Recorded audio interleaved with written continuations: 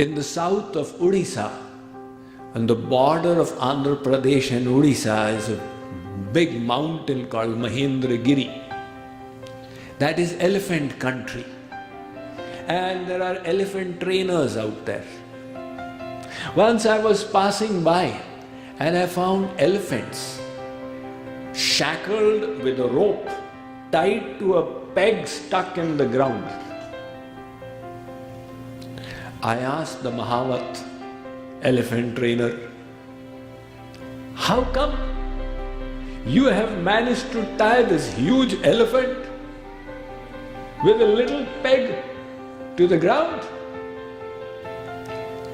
He said, Swamiji, when the elephant was yet a baby, at that time it was tied with the peg. Now when it was a baby, it did not have the strength to yank the peg out, and it became conditioned. If this rope is tied to the ground, then I cannot pull it out. Now when it's become a full-fledged animal, it can even yank out a tree, but its conditioning is preventing it from doing so. You see, there are these fleas. Now fleas have this ability to jump 16 feet. At least that's what Wikipedia claims. 16 feet. But you do an experiment. You put fleas into a tin box where they only have 1 foot space to jump. Now they will jump a few times and then they will realize that we cannot jump more than 1 foot. After that you open the lid. They will keep jumping 1 foot. They will never try to jump more than that. They have become conditioned.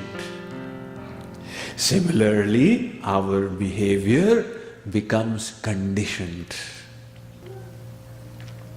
You see, the mind has got its conscious aspect and its subconscious aspect.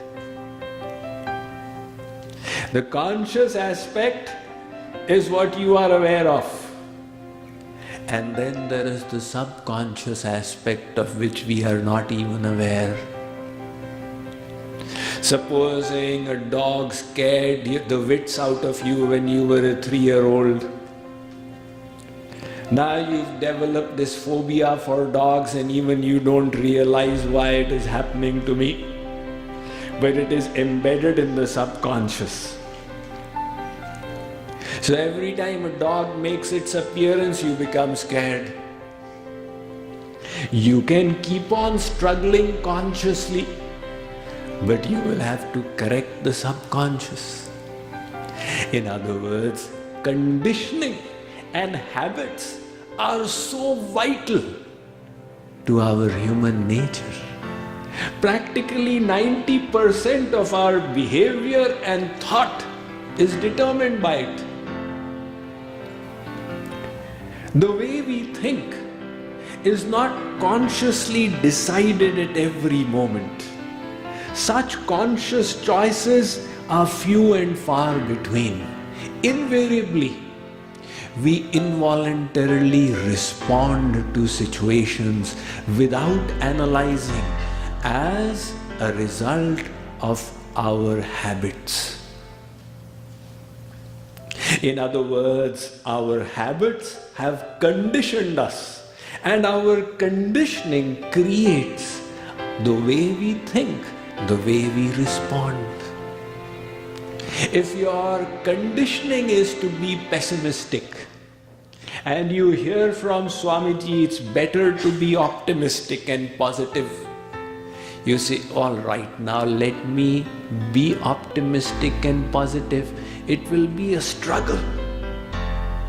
If you wish to be optimistic and positive, you will have to change the habit and conditioning so that optimism becomes a spontaneous response that comes from inside.